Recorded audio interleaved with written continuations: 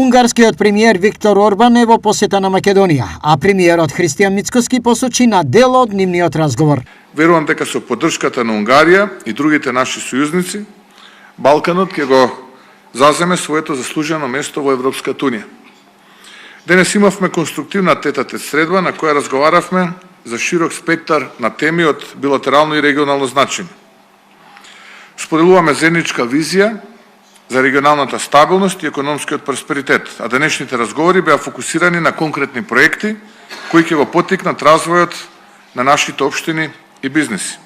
Во однос на македонскиот спорт со Бугарија, Орбан изрази подготвеност за посредување. Јас за тоа имам еден свој предлог и тој предлог му го пренесев на господинот премиер и му кажав дека ние сме подготвени за тоа да искористиме председателството со Европска унија да посредуваме во ова прашање. Дали страните се подготвени да ја прифатат Унгарија како посредник, тоа е нивна работа, но ние сме подготвени и сакаме да работиме на тоа да се најде решение за тоа такво какво што е одговара и на Македонија и на бугарите.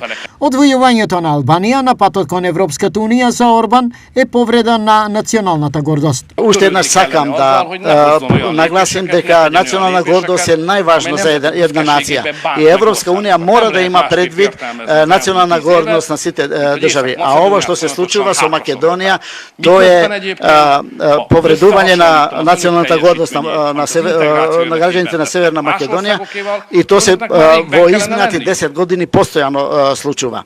Ако веќе гледаме поштено, вие би веќе одамна требало да сте членка на Европска унија.